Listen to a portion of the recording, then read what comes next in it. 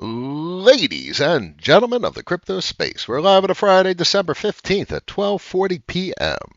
A candy shop? Like a kid in a candy shop? Like an adult in a candy shop? Doesn't matter. A candy shop is a candy shop. Everything looks so tasty. Everything looks so different. It's all sugar. It's all the exact same thing. And what do I mean? What do I mean? It's not an argument that you may be thinking to yourself, and I'll explain. It's all about price change, all about delta. If something goes up 10%, if 10 different things go up 10%, did it matter which one you own? Frankly, if you own 10 things that go up 10%, that's really annoying because now you have to manage 10 positions versus concentrating that capital in a single thing that went up 10%. You have one position to manage. It's much easier. Excess diversification versus concentration. Excess diversification is painful from an management of a portfolio standpoint. Don't do it to yourselves, ladies and gentlemen.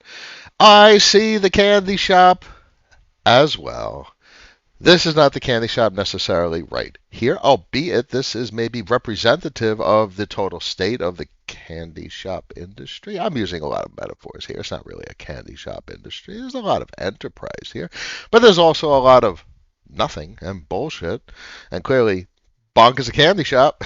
This is an item in the candy shop. This is a candy that has attracted a lot of attention. The concept of a meme coin is pure player versus player. It's pure cash grab. Who gets in is pure chicken. Who gets in, stays in till the right time, and is able to pull out at the best time possible to take the most cash out of the pile as possible. Now, this is the case for assets that have no significance. This wasn't a capital raise. It's not like there's an enterprise behind this. And a lot of protocols that do things like this end up trying to build an enterprise to bring legitimacy to the project. Like SafeMoon comes to mind.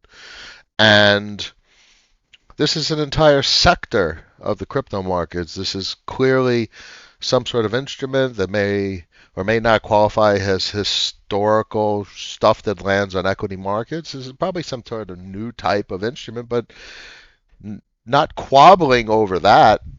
This is something that is purchasable and sellable and has characteristics, which is how we need to look at all the assets that we consider owning.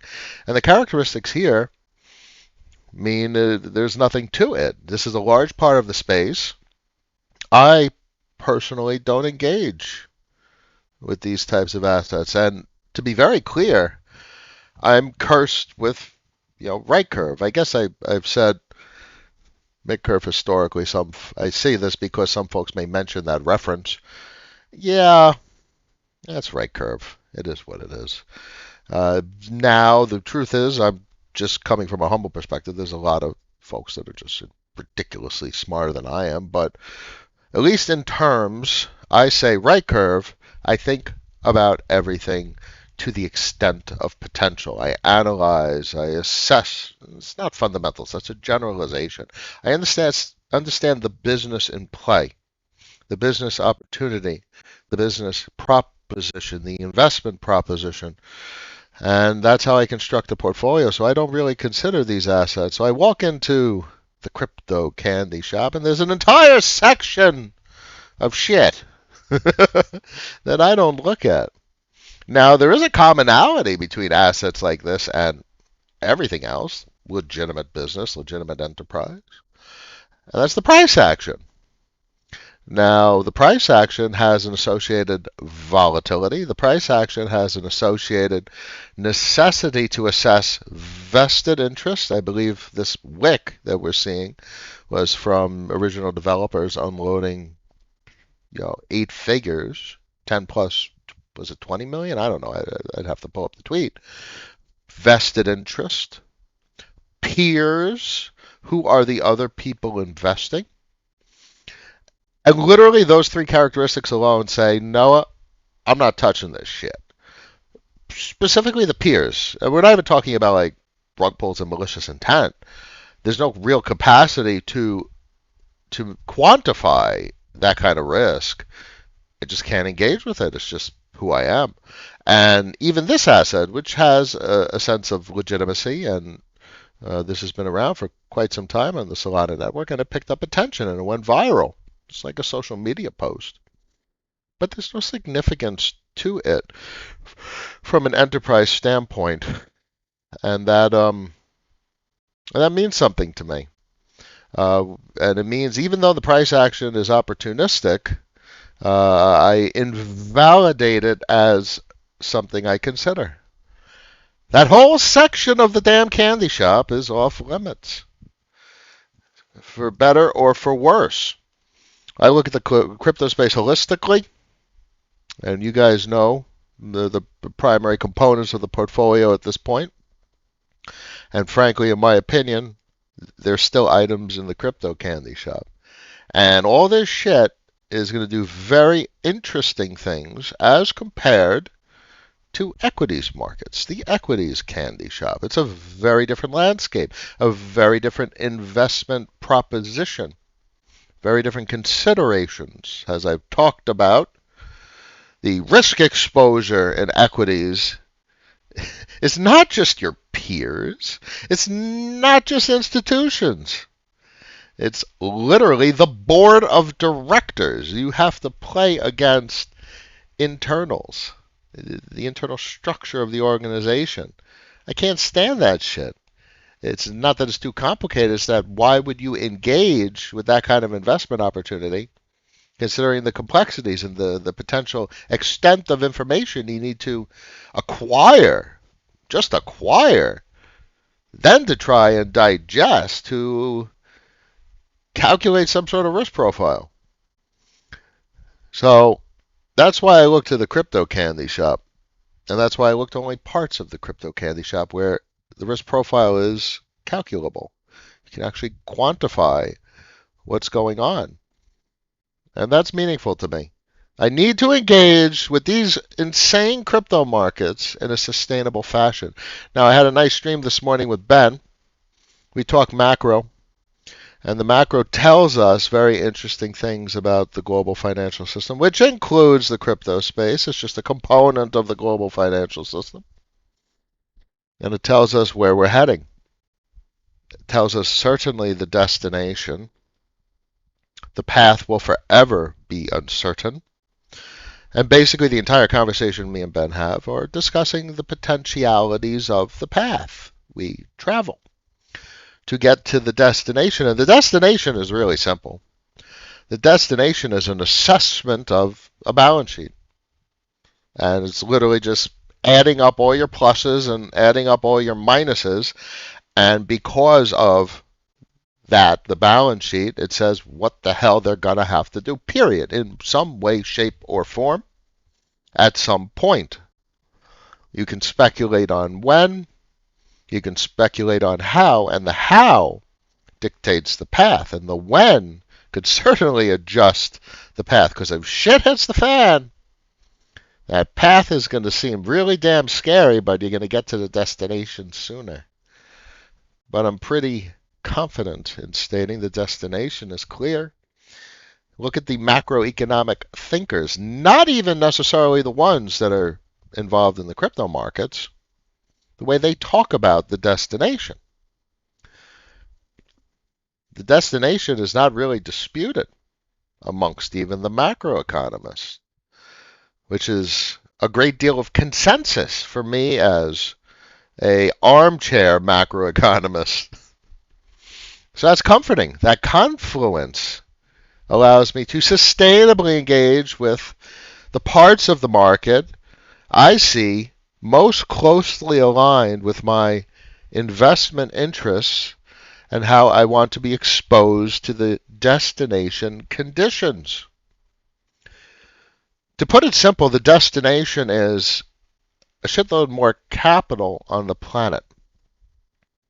What does that mean? And that's why it's so important to understand the macroeconomics. I'm going to try my best to not delve into macroeconomics, but briefly, there's two economies. You need to understand that at minimum. There's the real economy and the financial economy. Now, the financial economy affects the real economy. The real economy is slow as shit. It takes years for things to change directions and pick up pace and for momentum to build. The financial economy can turn on the drop of a dime, and interest rates are a factor in the financial economy. Now, my expectation is the destination is going to be interesting this time. This time is different. This time is always different. There's characteristics that are always different, and there's characteristics that are certainly always the same. The volatility will certainly always be the same. Now, the direction of that volatility can be different. Destinations of capital can be different because the investment landscape is different. Conditions for enterprise, what kind of enterprise actually work under different conditions? That certainly can be different.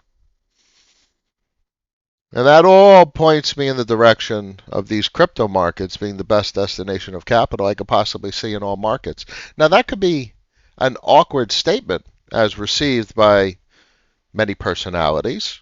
I certainly consider that and see that and question that about myself, that conclusion that I have come to.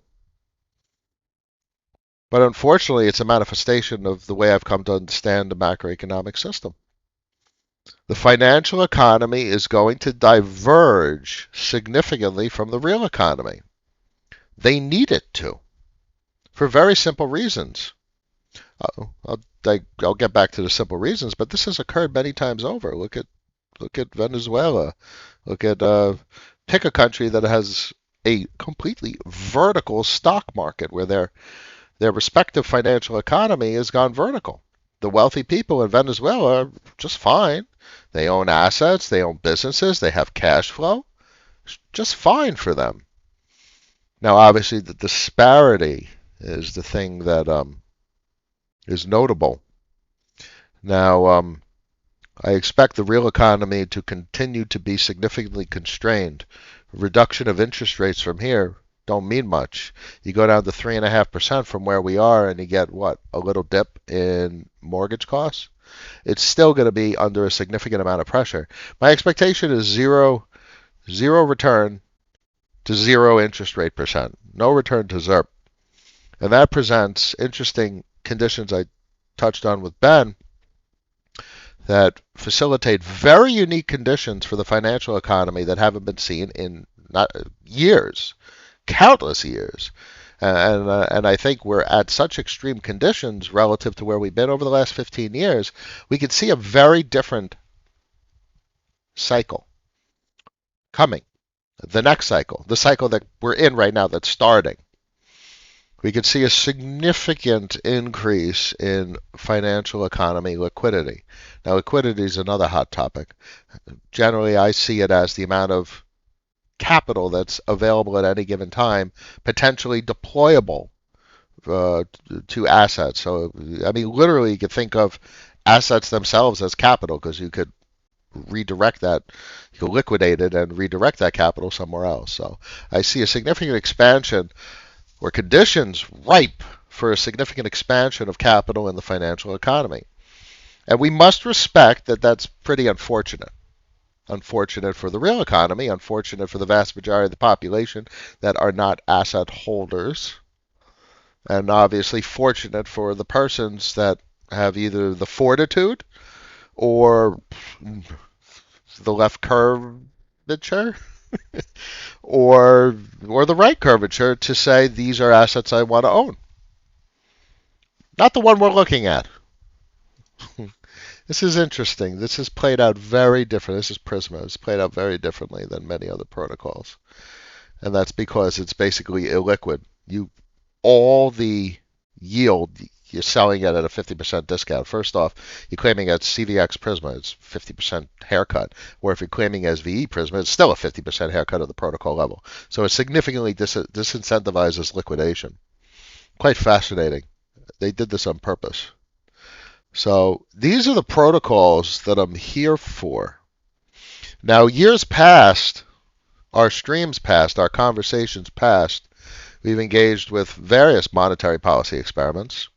We've seen the shit show of solidity on Phantom, of solidly on Phantom. We've seen its rebirth, and it's pretty interesting right now. I question vested interest and peers and volume and many other things, but its tokenomics, its monetary policy is still quite interesting. But it's very interesting here. So this is why this is something, a recent interaction, allocation to a degree, but mostly interaction from an LP perspective.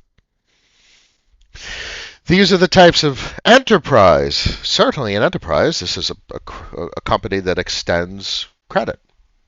It creates dollar liabilities. And those dollar liabilities are fully artificial liabilities. They're fully synthetic dollar liabilities.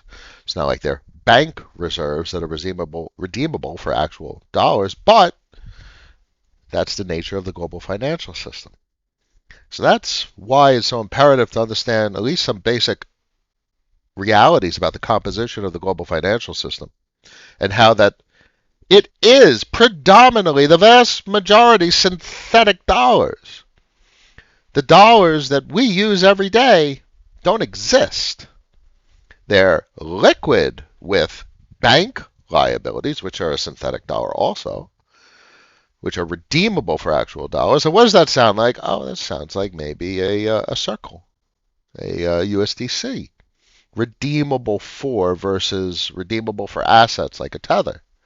Redeemable for deposits. Redeemable for collateral. That's the composition of the global financial system. So what you realize is even an asset like this, or the many others that we look to, are actually creating components not of a new financial system, but of literally the existing financial system. Overtones of the existing financial system, new in implementation, new in practice, new in management, new in every regard that matters. New, especially with regard to immutability and determinism. That was one of the core tenets of Prisma's launch. If we go to Prisma, if we get to the main screen, I think we go here and cut that off. Their landing page, one of the core tenets, do they highlight it? Oh shit. What the heck is that? What is this immutability thing that they're talking about? No proxy contracts? What is that? So these are the characteristics, the attributes of these crypto enterprise that allow us to distinguish one from another. Allow us to make more concentrated capital allocations when warranted. Allow us to perform our qualitative risk assessment. I love that word immutable. I think every day about liquidating any equity I have, and I'm just like, immutable is everything. It changes everything. I just can't stomach thinking that there's a board of old-ass people making decisions for companies. I don't give a shit if it's a popular company. I don't give a shit if it's Apple. There's no opportunity with Apple unless you're looking for 20, 30, 40% returns, and that'd be fucking crazy. Apple is worth more, itself is worth more than what, the entire stock market cap of France? I think that was an article I read. What are you going to get, a 20% return on Apple over the next 3 to 5 years? How does that sound for an investment? Not very satisfying from a 401k perspective, thinking, oh, compounded 5% returns. If things get really crazy, compounded 10% returns. Yeah, okay. No. No, fuck that. We need some more VC level investment opportunities. So this obviously gets complicated, especially from an SEC perspective, because they deal with capital formation. They deal with the monitoring and reporting and all this shit that has historically been in place for capital formation and securitization, equities. There's tokens, crypto tokens have characteristics of equity ownership to a degree, especially with regard to governance in mind. But then the concept of the DAO significantly alters that conversation. Jurisdiction, locale, where is the crypto space? What does that mean?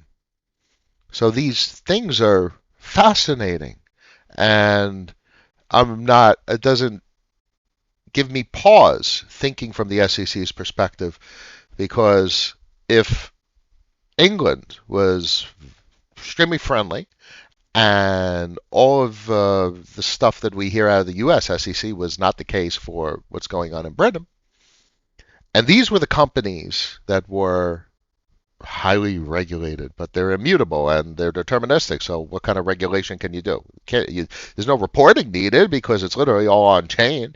You can literally do what Frax does, where their balance sheet is literally reported block by block, and it's public on a website. So these are the companies that I would look to.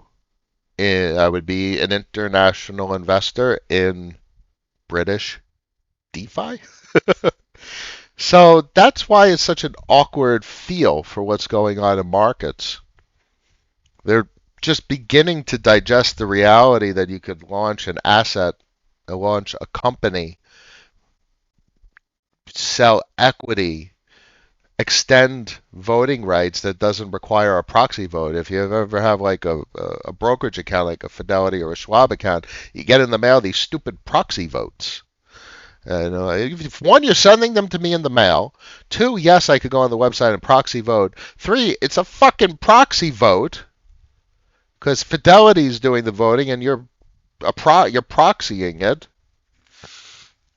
Four, you realize how freaking stupid it is when you literally go on a website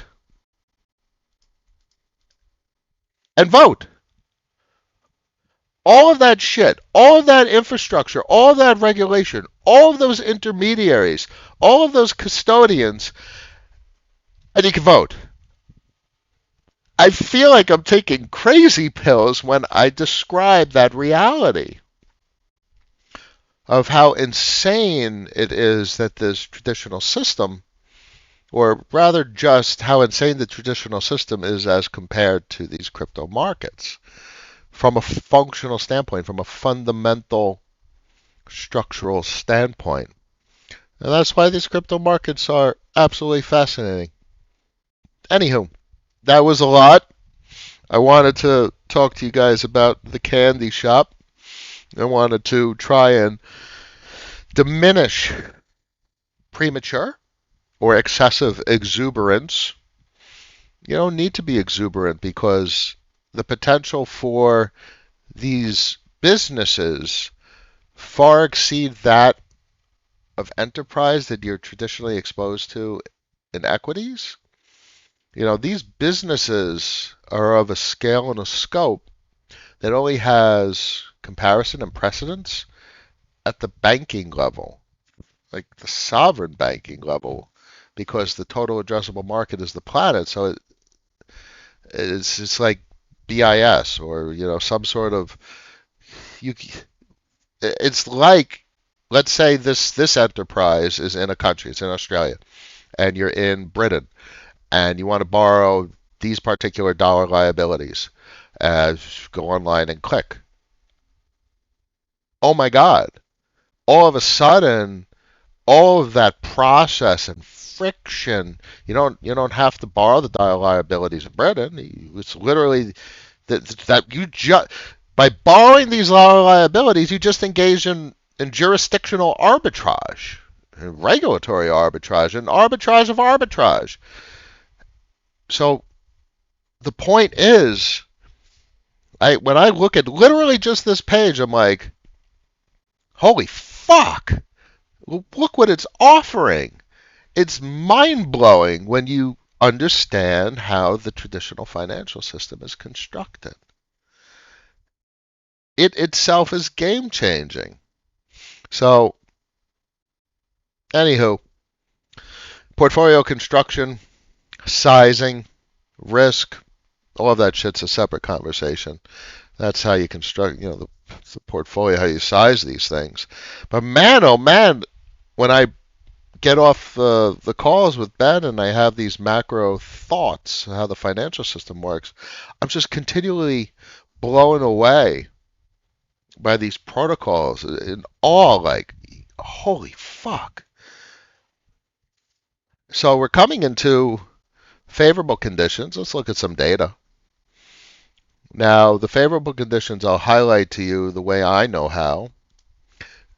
DXY structurally rejected from the monthly TWAP.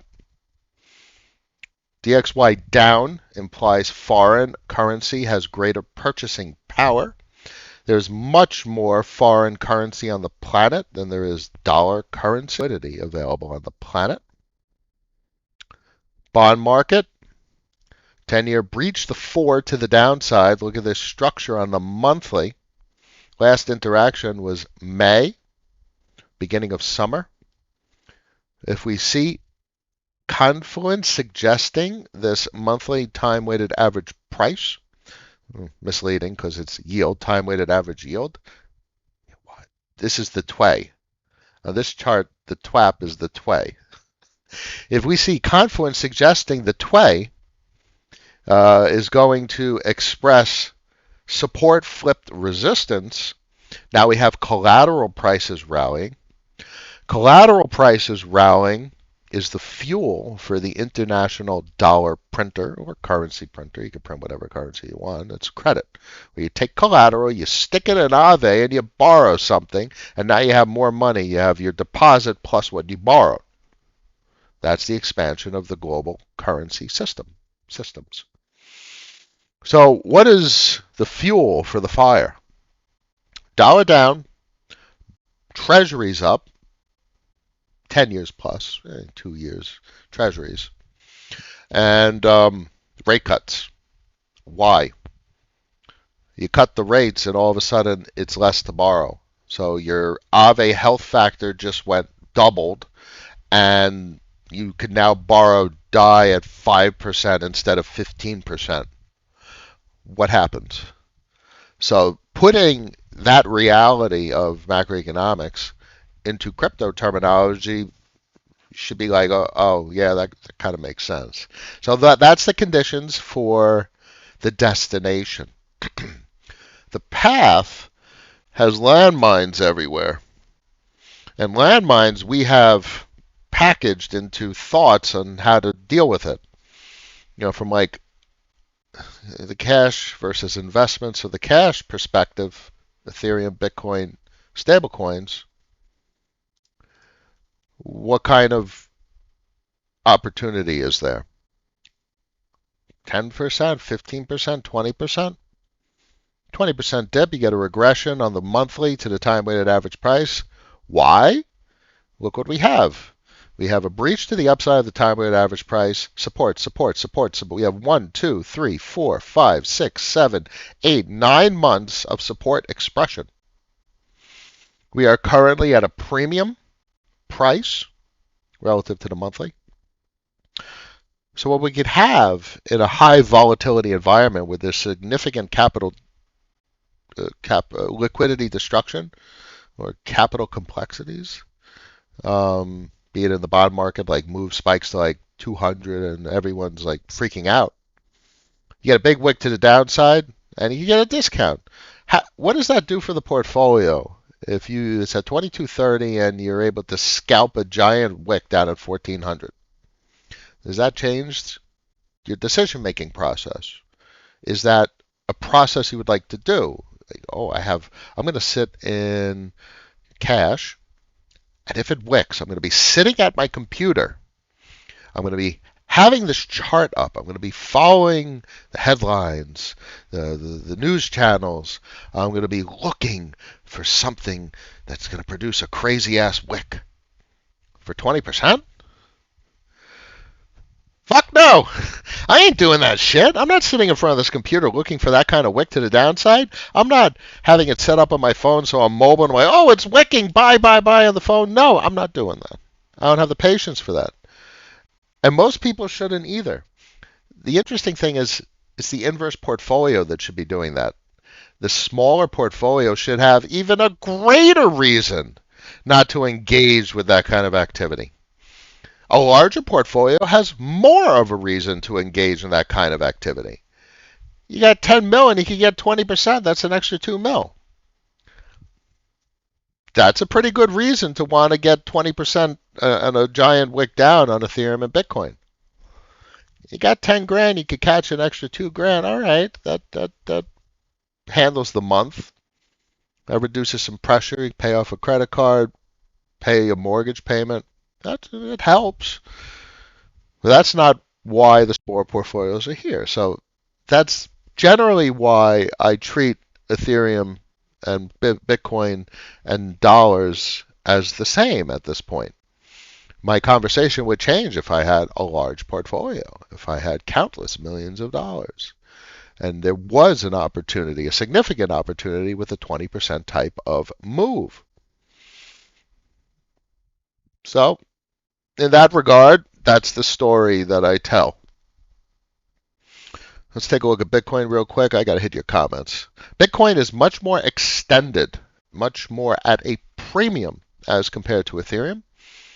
Similar market structure, more of an ascending, a rising wedge as compared to Ethereum, which was, like a rising triangle. And this broke out. Let's take a look at a little bit more granularity. I'll show you what's going on relative to that resistance of the triangle. So it's lovely. This triangle, we had two touch points, April and November, and somewhat of a wick in later November, so a double touch, a rejection. So these are rejections of resistance, but this triangle goes back really to here, August of 22, Q3 22. Q2? Anyway, point being 22. Okay. And so that was your set. Resistance, rejected. Resistance, rejected. Resistance, reject, reject. Breakout. Here. This is what's significant here. So far, thus far in December, resistance flips support. Charts are all about expression. What does it say? What is it trying to tell us? So when you see a wick where previous resistance, where there was no buyers above a particular value, are now saying this is a price in which I will buy. That's a resistance now expressing as support. That's a big deal. So this chart is comforting from a directionality standpoint. It's starting to produce confluence, suggesting upward appreciation rather than potential depreciation. Resistance flips support. So I've historically said the trifecta of bullish confluence is the breakout, the retest, and the higher high. So all we're missing is the higher high. We had the breakout. We have the retest. Let's see if there's a higher high. And let's be cautious of the path and us stepping on a couple of damn landmines, which is probably going to happen. So the assessment of, does the landmine produce an opportunity?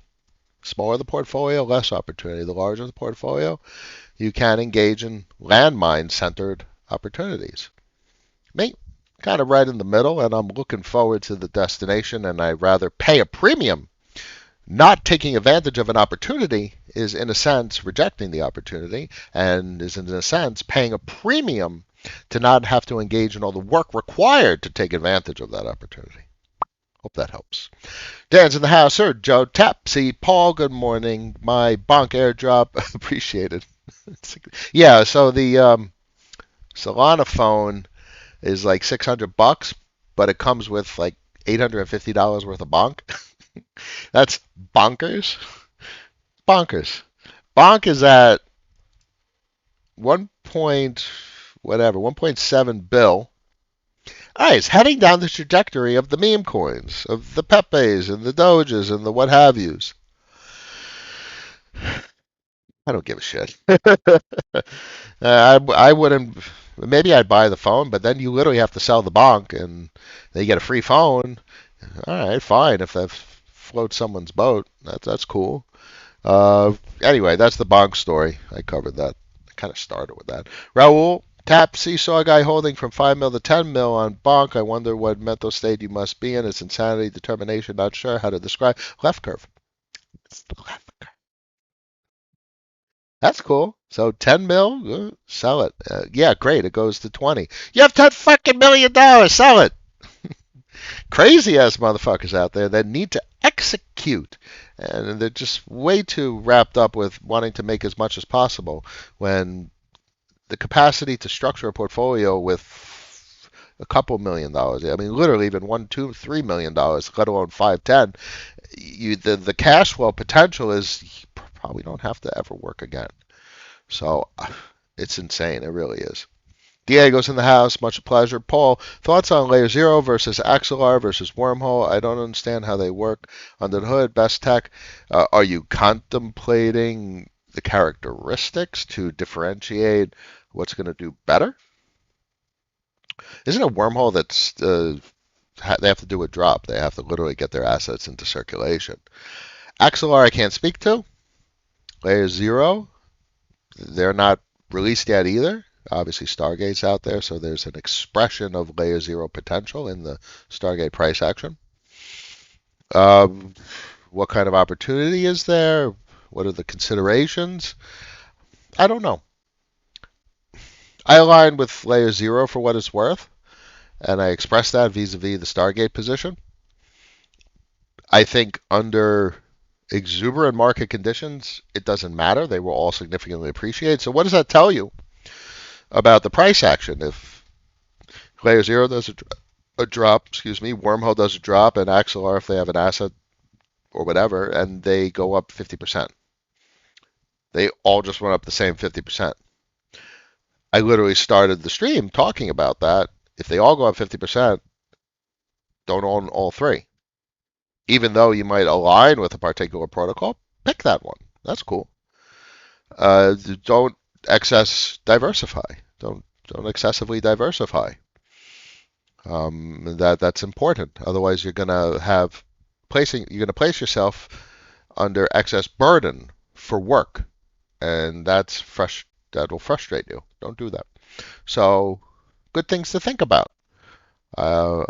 I have a high opinion of seamless cross-chain liquidity. I think at some point, and this was like my 2021 narratives, seamless cross-chain liquidity. At some point, you're going to be interacting with crypto, and it doesn't matter what chain it's on because the protocols are going to be automatically traversing all chains. So this is where stuff like Tapioca comes in. This is where stuff like what Stargate facilitates, and like Abracadabra does it with their beaming MIM and stuff. And I don't know to what degree CCIP plays in this. I favor literally the protocols that you mentioned, Paul, over CCIP's future in on-chain activity.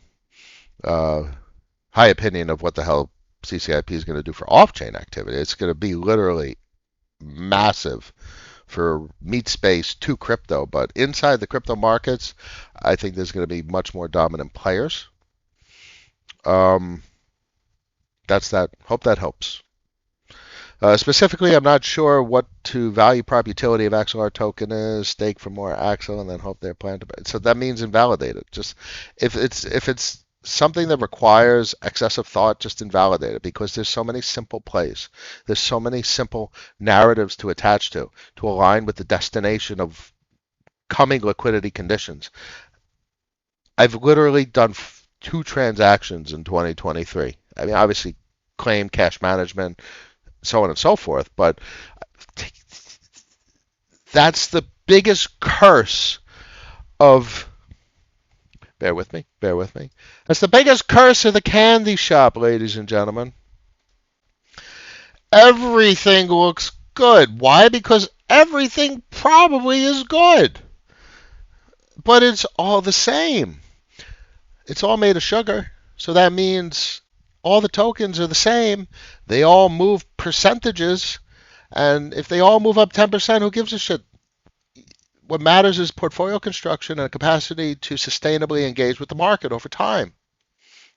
Don't excessively diversify and appropriately concentrate. Don't drive yourself nuts in the candy shop. And this is probably only advice I could possibly give heading into 24, having experienced 16 and 17 and 20 and 21. Don't drive yourself nuts.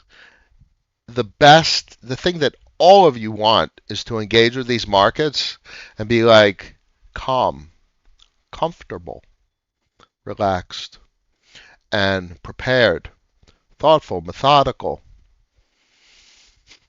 strategic, calculated, things like that. So those are your goals. Your goals are not to be frantic. Your goals are to be cool, calm, collected, and prepared. And not surprised when your portfolio does exactly what you think it's going to do. Because when that exuberance hits, everything goes exuberant. So that's when the rules come into the picture.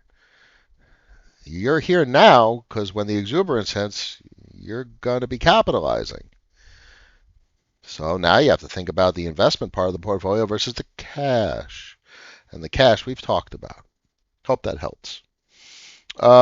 Checking in, athletic concept in the house. Much pleasure, much pleasure. Why bet on layer ones, layer zero, layer ones when you can bet on seamless cross chain interrupt?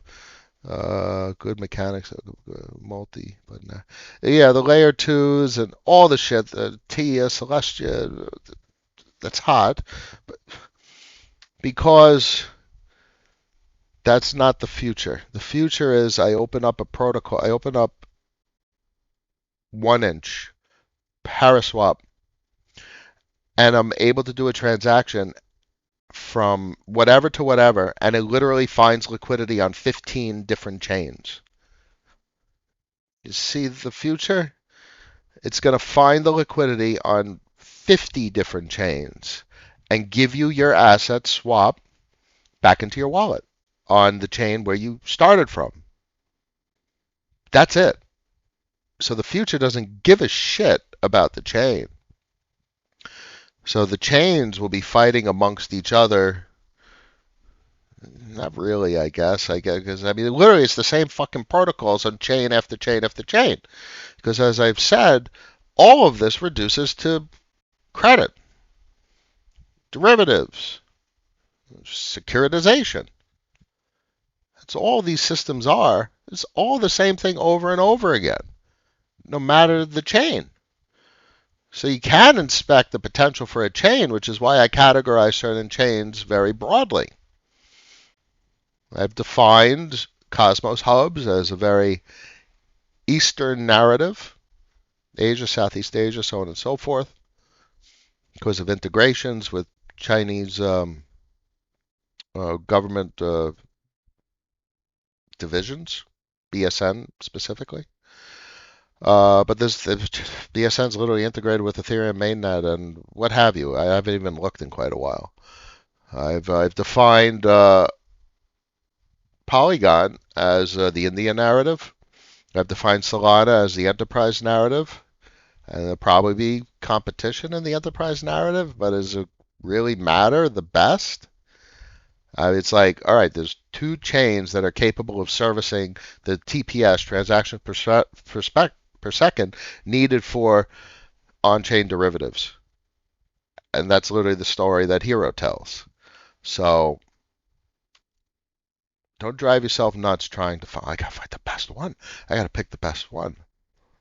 What you need is concentration and to suppress excess diversification. Hope that helps. FM Pulse Chain Good. Have you seen the activity? um,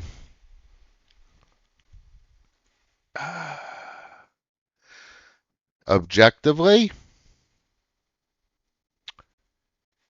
it has the potential to not evaporate into nothingness. The extent of what's possible on it is literally the exact same thing we see everywhere else. gas prices don't mean shit because personally, I align more with the institutional size capital. So I'm like, where's the institutional capital going? Where's the billion-dollar transaction capital going? I don't align with microtransactions and investing smaller amounts of capital as the opportunity. Where's the chain where I could deploy $5 because it's basically a free transaction? I don't give a shit. That's not the destination where I would want to invest. So I don't see any arguments where it's interesting at all. I mean, literally, we're talking about look at it, was it Beam and Moonbeam and a variety of other networks that we saw uh, back in 21. There's nothing significant there at all. Just saying what it is. Sorry. Asher, Unidex is paying pretty good right now. Each week is a dividend. Last week was two. Okay, well, you're starting to think of allocations in terms of return on investment, ROI. So the appropriate methodology there is XYZ, ROI, XYZ. X is how much capital you need to deploy. Y is how much they're frickin' paying you, and Z is how likely is that payment to continue into the future, which is why we look for things that are immutable, where the chain itself is excessively diversified, censorship resistant, all those characteristics to the best extent possible. That minimizes the risk profile and increases the likelihood of those payments continuing into the future. XYZ is the equation you're looking for, the thought experiment or the process to identify where to allocate capital. Hope that helps. I don't care about specific protocols necessarily. I just want to align with those fundamental financial enterprise concepts. Credit. Who's creating dollars? Who's lending dollars? Who's facilitating transactions where I could capitalize on transaction fees? Who's facilitating cross-chain activity, cross-chain messaging? Multi-chain did that for a second before they exploded, and that's Layer Zero's wheelhouse. CCIP obviously does stuff like that, so that's a big deal. Link is always a consideration, but I've said I believe that's more meat space oriented as compared to endogenous crypto market activity. There's not many things to crypto markets. That's the problem with the candy shop. It's all the same shit. It's not shit. It's all the same thing. It's all the same business over and over again with branding and memes and people go crazy. Which one's going up in price? And that's just literally PvP. That's just temporary. It's transitory. The capital goes over there. Why? Because the freaking price is going up. Price going up causes the price to go up more. Look at the chart. The price went up. It caused the price to go up more, which causes the price to go up more until capitulation, in which selling causes the price to go down, and that price going down causes more selling. So markets build momentum. There's a directionality continues until capitulation, and then it stops and reverses. Always remember that. Hope that helps. Always thought it was a captive rational perfect play because it pays you to hold. That unto itself is a general statement that is reasonable to be made by me. Perfect is subjective. There's a lot else that goes into considering an allocation. Have you assessed immutability? Have you assessed vested interest? Have you assessed the peers that are also investing? Have you assessed like TAM, total addressable market? It's a very low terminology, total addressable market, but is it on a particular chain? Does it have the potential to go cross-chain? Stuff like that. It's very important. Just be cognizant of those considerations. Also interesting project that is paying to hold is Severance Pepito on B. I completely invalidate Binance Smart Chain. I want absolutely zero exposure to Binance's private validator set. I have zero interest in doing anything on that chain. Um, and I guarantee, I don't even need to ask. Severance and Pepito borrowing, maybe a CDP and prints a stablecoin, a credit market like Aave, a swap and an exchange, and where you get transaction fees. Let me know if I hit the nail on the head if those two protocols do one of those things. You see what I did there? And another captive rational play is DexTools native token. No, I'm not a fan of like subscription tokens. It reminds me of like DYDX, where you buy the token so you get a discount on fees. Invalidated. No interest. Period. Hey, Cap, Sahil, good to catch you live again. Can you please explain why curve convex such a big deal in comparison to the current financial system, and what are the curve wars about? Okay, I'm tired. This was a long stream thus far, and you hit me with a very big question at the end. Okay. Let's see how much energy I got. So, the exchange is not applicable to curve alone. Uniswap, obviously, and others. The capacity to provide liquidity permissionlessly to facilitate exchange is something historically only possible at the banking system level. If anyone ever asks you, why are these businesses unique? Ask them if they went to Citibank, Chase, HSBC, what have you, and said, here's $50,000 in dollars and $50,000 in euros. Please allow people to swap between those two currencies, and all I want is 0.02% for a transaction fee. The bank wouldn't respond. They have no capacity to. That kind of business is a banking business. So since 2020, and we started playing with Uniswap, the concept of an LP, that was not revolutionary. It was historic. Certainly historic in the sense that I, sitting at a computer in my house, could never, ever even dream to do anything like that. An LP. It is historic. It will be in history books. The capacity for the general public to provide liquidity for FX exchange, foreign exchange of one denomination to another, of one asset to another, of one currency to another. It's literally mind-blowing how historic that is. Whether there's opportunity there is a completely different conversation. Whole separate conversation. So that's what Curve does. It facilitates exchange. Now, the monetary policy that it strapped on top of it is another story. I don't really want to get into that. That's a very long conversation, but I'm sure you could appreciate that that's very crypto-centric. It has overtones of equity share issuance, dilution, capital raise from an equity perspective, and it has overtones of sovereign economics, central bank activity, monetary policy, tightening and loosening of interest rates, so on and so forth. There's a lot of overtones of a whole lot of shit. It has overtones of incentive systems, and incentive systems are literally salary.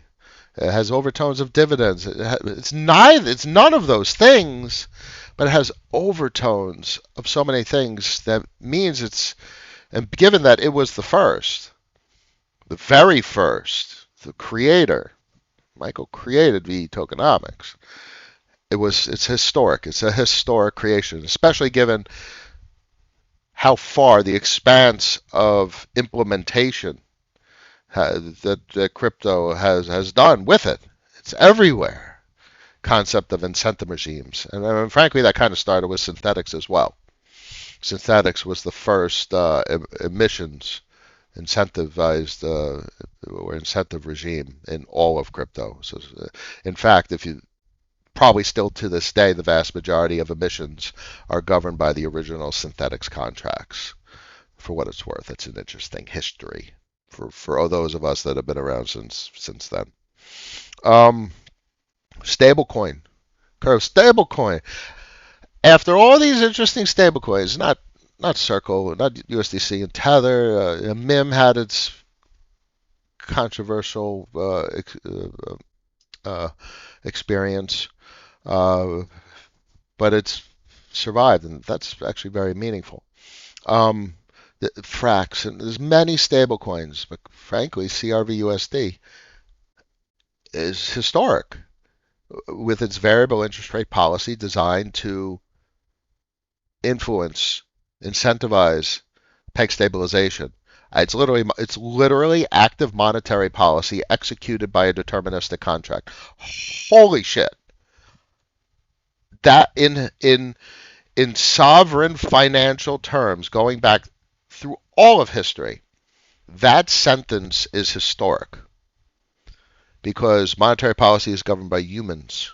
It's governed by boards and committees, the FOMC. And this contract cannot be changed.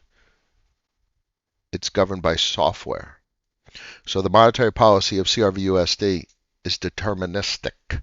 You could inspect the code to assess what it will do in current conditions, and statistically speaking, you could use analysis to predict where it will go based on varying endless parameters, so on and so forth. So that changes everything. Changes everything. It's historic.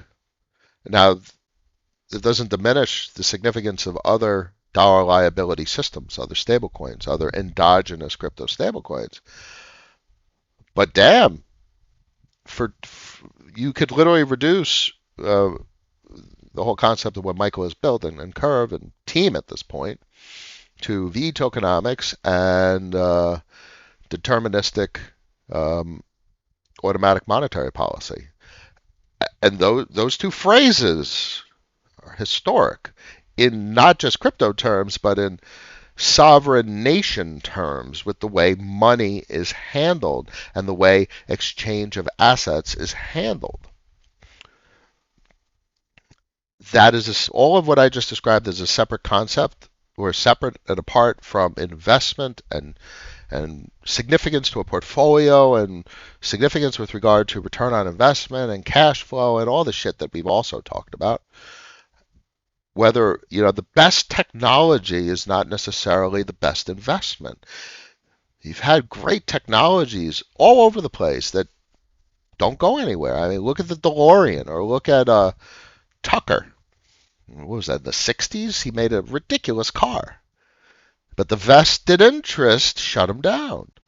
The best technology is not necessarily the best investment, but the best technology still is the best technology. So that's very important to distinguish between a protocol that you identify as like, holy shit, this protocol is crazy. It might not be necessarily a good investment for a variety of valid reasons. So you got to assess that as well. I hope that helps, Sahil. That's a good question. It's very significant, and hope that helps. Why everyone wants more curve control, and how does CTR relate to all of this? Curve control. Okay, so imagine. So why do companies lobby? Why do they spend capital to influence congressional voting? And could you imagine if there was a lobby for FOMC and Fed committee voting? The monetary policy on Curve, and that's what I didn't hit on, is their tokenomics and emissions protocol. Uh, there, there are companies are paying to control the flow of that capital denomination because it's an incentive, and the world operates on incentives. A salary is an incentive. If you weren't getting paid, you wouldn't show up. So you're incentivized to show up and perform work with payment. Everything in life can be reduced to an incentive. You are incentivized to eat because you would die if you didn't eat. So you're like, maybe I should eat. I don't want to die. There's an incentive. So if you start to look at everything on the planet, you will find an incentive. You are incentivized to not run a red light because you don't want to die. Now, some people don't really think about that as much as they should, but that's another story. But you could reduce everything that everyone ever does to an incentive. So play that. You know how people, if your parents, uh, it's like what's the name of the game? I can't believe I forget the name of the game. It's like pick a color. I spy. I spy with my little eye something blue. I spy with my little eye a goddamn incentive. All right, find the incentive. So there's an incentive everywhere. So that's why crypto is so freaking interesting. Look at all this cash flow. Look at all these percent symbols floating around everywhere. Look at all these incentives. And people respond to incentives. Hope that helps. BSC, yeah, I agree. CTR, and I'm not going to get into it. I'm going to wrap up the stream in a moment. Aladdin DAO is underestimated, and even I underestimated them, how much control they have from a CVX and SDCRV perspective, and now FXN as well. Very interesting what they're building with regard to potential incentive systems, and certainly from a control of voting rights perspective. And the fact that they landed a direct integration with Convex, which ties into the whole Curve and Frax Federation, is pretty interesting to say the least. Last question, we're going to wrap it up. ALD seems to be an amazing play. Also, you get 30% of FXN. Yeah, yeah. Yeah. It's not speculative. That 30% has just been voted on. Okay. What does that 30% of the other protocols revenue translate to in ROI for ALD? What is the percent return on ALD going to be in the future? Probably something interesting. So if ALD produces 25% of the money, there's a lot of things that produce 25% of the money. You have to consider potential excess diversification. When you're talking about percent terms for ROI, APR, or return on investment, you're not really thinking about principal necessarily. It's like we've talked about Curve. If it goes to 250, all right, great. That's pretty much all that's expected considering its dilutive effects, and that would be a wild number. While everything else goes 100x on the money, and Curve at 250, you go, oh shit, that looks good. So expectations are very different when you're talking about cash flow. Whole different portfolio construction mindset is required to think in terms of cash flow. It's now you're talking about like old school dividend investor mentality. So anyway, I don't want to digress too much, but I like it. But all assets reduce to the same thing. X, Y, and Z. I pay how much is it going to pay me, and how long is it likely to continue into the future? So yes, there could very well be a speculative opportunity there, but that same speculative opportunity exists in a lot of places. Take that for what it's worth. If you already have exposure to something that produces 25% on the money, there is zero significance to buy something else that offers 25% on the money. It's the exact same thing. It's the candy shop. All the candies is the same thing. It's sugar. Take that into consideration when constructing the portfolio. Hope that helps. Thanks, Captain. Helps a lot. I wish you the best, everyone. 25 people made it to the end of the stream. I thank you all for joining me today. 13 likes.